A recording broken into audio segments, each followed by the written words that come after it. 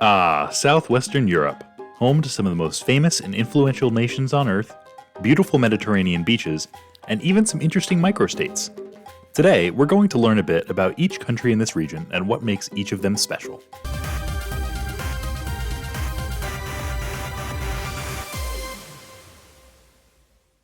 Hey all you bitizens of the internet, welcome to Learnabit.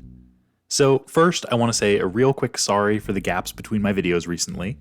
I'm an incredibly busy person, I work full-time, I'm a grad student, and I've got a lot of personal obligations at the moment, so sometimes being a YouTuber has to take a backseat for a while. So I really appreciate your guys' patience on this. I also felt a bit like I was rushing previously to put out videos on time, and that's just not me. But don't worry, I really enjoy making these videos, and I plan to keep doing so for a long time to come. So even if I'm gone for a bit, I'll be sure to come right back. Alright, anyways, it's been long enough. After months and months, it's time to continue the 3 facts about every country in the world series. Because, oh dear lord, we have a lot of countries to go. So today, we'll be covering the countries of Southwestern Europe as a big thank you to all the people from Spain who subscribed after my Spain video randomly took off out of the blue a couple months ago. This video covers Andorra, France, Italy, Malta, Monaco, Portugal, San Marino, Spain, and Vatican City. First up, Andorra. Andorra is something of an anomaly on the world stage.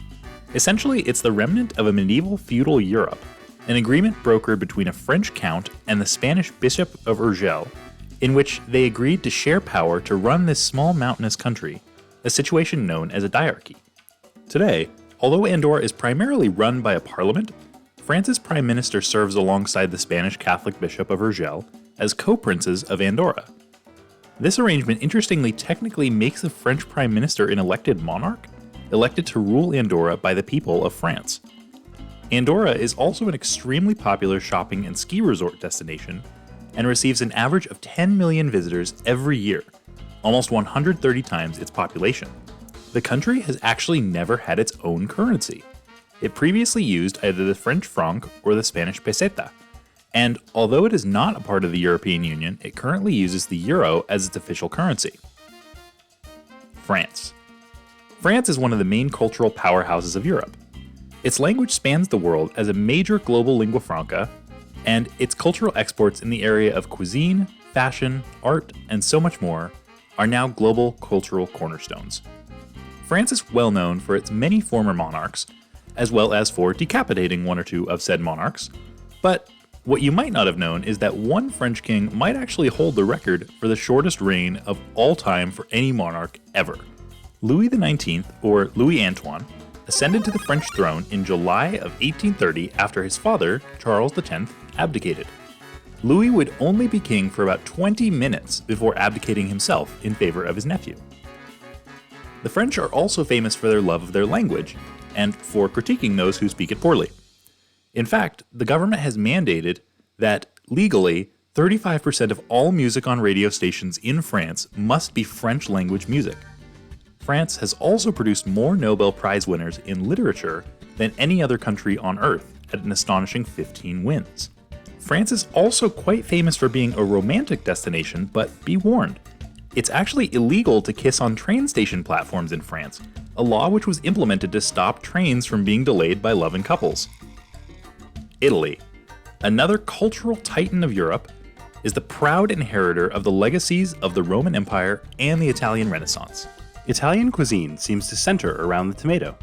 Pizza, pasta sauce, caprese salad, and so many more classic Italian dishes rely on this fruit.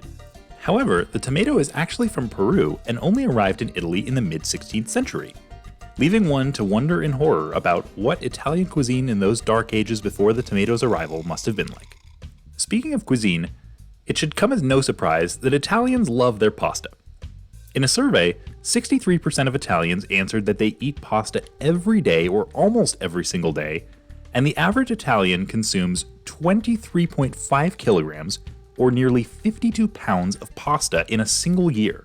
I was very hungry while writing this. Next, a somewhat morbid non-food related fact. Most people know that Julius Caesar was assassinated in the ancient city of Rome, but where exactly? Well, that site is the Torre Argentina, which is now a cat sanctuary. That's right, you can actually adopt a cat from the site where Caesar was murdered. Malta. Now, Malta is the fascinating love child of Arab conquests, a small crusader order taking over their island and controlling it for many years, British colonial occupation, and their Italian neighbors nearby. It's just a fascinating place.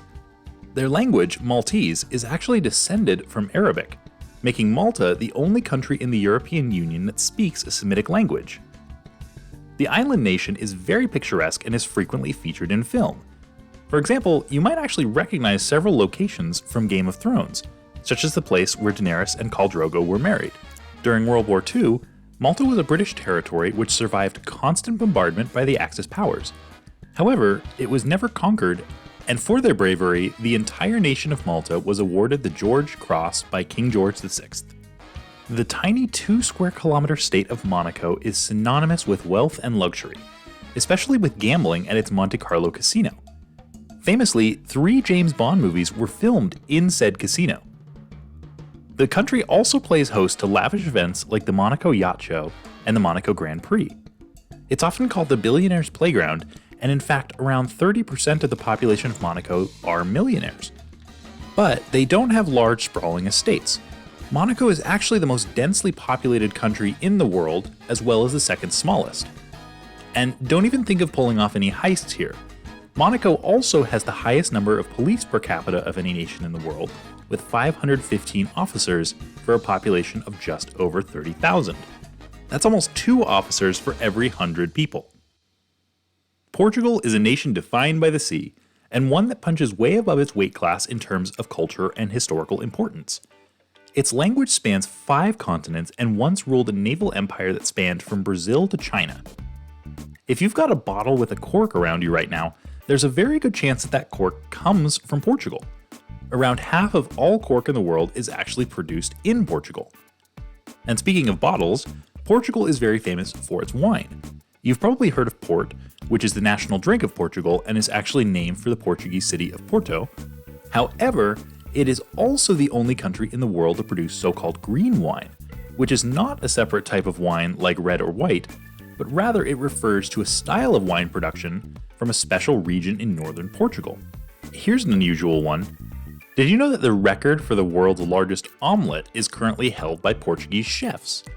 145,000 free-range eggs were poured into a huge pan, along with 880 pounds of oil and 220 pounds of butter. The omelette weighed in at a whopping 6.466 tons. That is 14,225 pounds, 6 ounces. That's a lot of eggs. San Marino is another fascinating European microstate, which was fascinatingly founded by a hermit stonemason who hid in the mountains to escape the Romans in 301 CE. When Italy was going through its wars of unification in the mid-1800s, San Marino sheltered the leader of the pro-unification forces, Giuseppe Garibaldi, and in return, he repaid the microstate by allowing it to remain independent of Italy when he finally unified the country. And because it remained independent, it gets to claim a very interesting title. San Marino actually currently claims to be the world's oldest living republic, established at its founding in 301 CE. The tiny country is completely surrounded by Italy and is so small that it is actually the 5th smallest country in the world, only around a third of the size of Washington, D.C. At the 2020 Summer Olympics, it actually became the smallest country in the world to win an Olympic medal, winning bronze in women's trap shooting. Speaking of Washington, D.C., the subject of one of that city's most famous monuments, the Lincoln Memorial, actually features an honorary citizen of San Marino. In 1861, the United States recognized San Marino, and so President Abraham Lincoln was actually offered honorary citizenship to San Marino, which he happily accepted. Spain. Kind of the reason I'm making this video in particular. The land that is now Spain has long stood at the crossroads of the world. Some or all of it has been ruled over at one point or another by the Celts, Carthaginians, Greeks, Romans, Germanic Visigoths, and the Islamic empires, and when it finally came under the rule of the modern country of Spain and its predecessors, it became the crossroads between the Americas and the Old World. As such, the country has absorbed a lot of different influences from many places and many times. Today, Spain has a lot that is unique about it. For one, Spain is a culinary powerhouse. While it's most associated with tapas, wines, and dishes like paella, jamón, and gazpacho, few people are aware of just how much Spain has cornered the global olive oil market. In fact, almost half of all olive oil in the world is produced in Spain, 43%.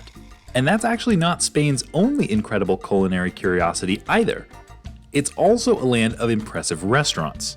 For example, according to the Guinness Book of World Records, it's home to the oldest continually operating restaurant in the world, Restaurante, which has historically been operating continuously since 1725.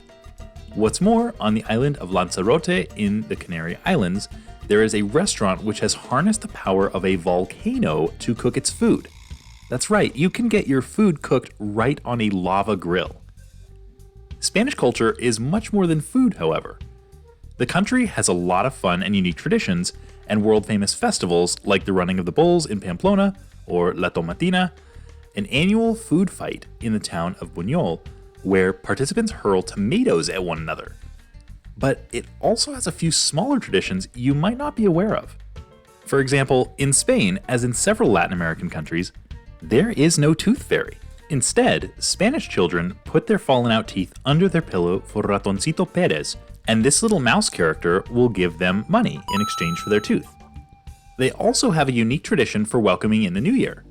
At midnight on New Year's Eve, Spaniards traditionally eat 12 grapes, one for every toll of the bell, for prosperity and luck in the new year. Vatican City is the smallest country in the world and perhaps the most bizarre country as well. Occupying a hill in the middle of Rome, this elected absolute monarchy operates almost more like a corporation than a country. First of all, it's the only country in the world that has no natural-born citizens. All its citizens are granted citizenship for the duration of their service in the city. When the service ends, so does citizenship. Another way in which the Vatican differs from other countries is its use of language.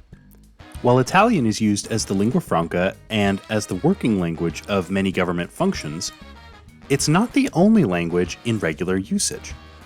One peculiar fact of life in the Vatican is that it's one of the only places in the world where Latin is still spoken and used regularly.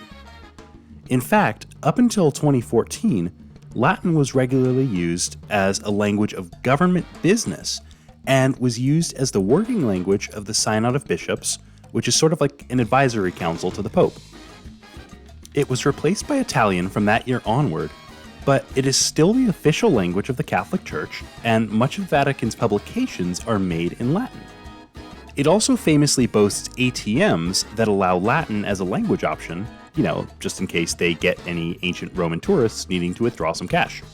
This tiny country even boasts its own tiny railway, the shortest in the world, spanning only 300 meters. Honestly, the Vatican is just such a strange enough place that I might just need to make a video about just how strange it is for a country. So, hopefully you all enjoyed this amazing corner of the European continent. Be sure to let me know some other cool facts down in the comments. I couldn't have got them all. If you liked the video, please be sure to leave a like and subscribe for more content. This has been Learnabit. Thanks for watching, and I'll see you all next time.